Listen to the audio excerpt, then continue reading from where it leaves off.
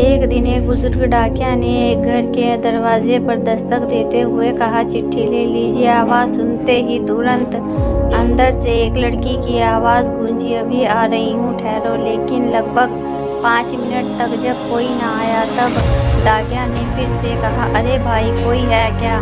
अपनी चिट्ठी ले लो, मुझे और बहुत जगह जाना है, मैं ज्यादा देर इंतजार नहीं कर सकता। लड़की की फिर से आवाज आई, डाकिया चाचा, अगर आपको जल्दी है तो दरवाजे के नीचे से चिट्ठी अंदर डाल दीजिए, मैं आ रही हूँ, कुछ देर और लगेगा। अब बूढ़े डाकिया ने जल्द लाकर कहा, नहीं, मैं खड़ा हूँ, रजिस्टर चिट्ठी है, किसी का हस्ताक्षर भी चाहिए।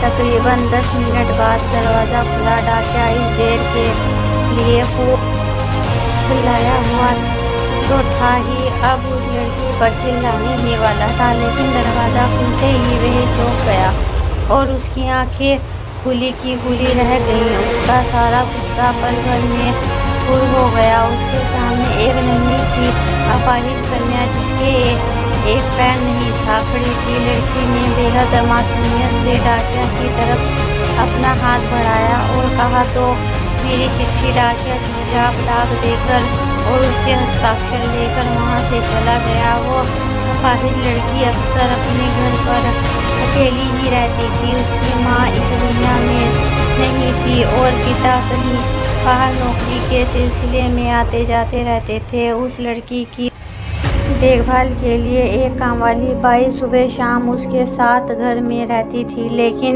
परिस्थिति दिवस के दिन समय वह अपने घर बिल्कुल अकेली ही रहती थी। समय निकल गया, महीना 2 महीने, जब अभी उस लड़की के लिए कोई डाक आता, डाकिया एक आवाज देता और तब तक वह लड़की दरवाजा तक न आती, तब तक इत्मीनान से डाकिया दरवाजे पर खड़ा रहता। धीरे धीरे दिनों के बीच मेल जोल और भावनात्मक लगाव बढ़ता गया। एक दिन उस लड़की ने बहुत गौर से डाकिया को देखा तो उसने पाया कि डाकिया के पैर में जूते नहीं हैं। वह हमेशा नंगे पैर ही डाक देने आता था।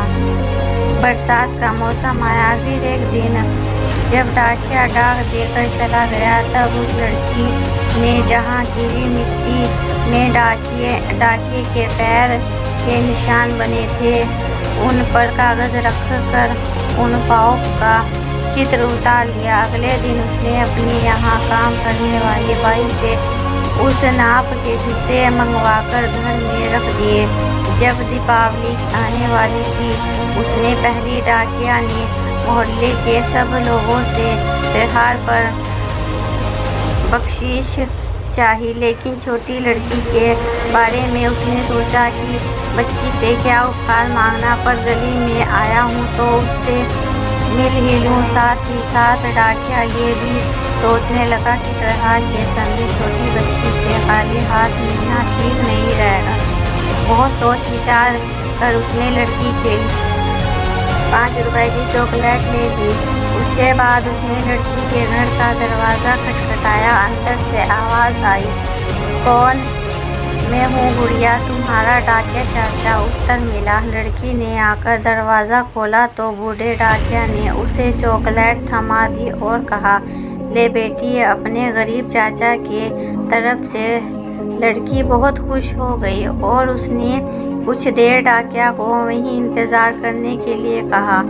उसने बाद में अपने घर के एक कमरे से एक बड़ा सा डब्बा लाई और उसे डाकिया के हाथ में देते हुए कहा, चाचा, मेरी तरफ से दीपावली पर आपको यह भेंट है। डब्बा देखकर डाकिया बहुत आश्चर्य में पड़ गया। उसने समझ में नहीं आ रहा था कि क्या कहे। कुछ देर सोचकर उसने कहा, तुम तो मेरे लिए बेटी के समान हो, तुझसे मैं कोई उपहार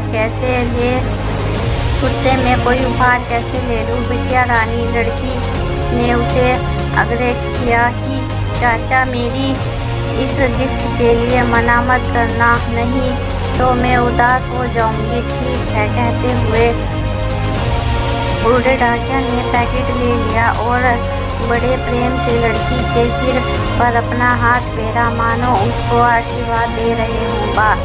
बालिका ने कहा, चाचा, इस पैकेट को अपने घर ले जाकर खोलना। घर जाकर जब उस डाकिया ने पैकेट खोला तो वह आश्चर्यचकित रह गया, क्योंकि उसमें एक जोड़ी जूते थे।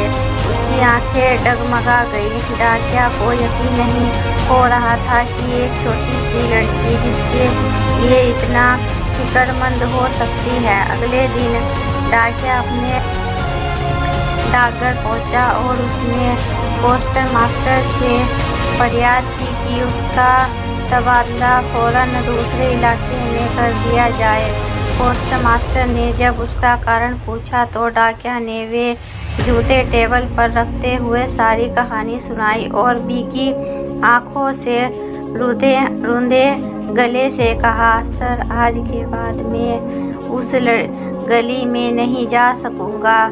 बस छोटी अपाहिज बच्ची ने मेरे नंगे पाँव को तो जूते दे दिए, पर मैं उसे पैर कैसे दे पाऊंगा। इतना कहकर डाकिया फूट फूट कर रोने लगा। उसी बच्ची के लिए ज़्यादा से ज़्यादा शेयर कीजिए, लाइक कीजिए, सब्सक्राइब कीजिए। ऐसी ही दूसरी कहानी के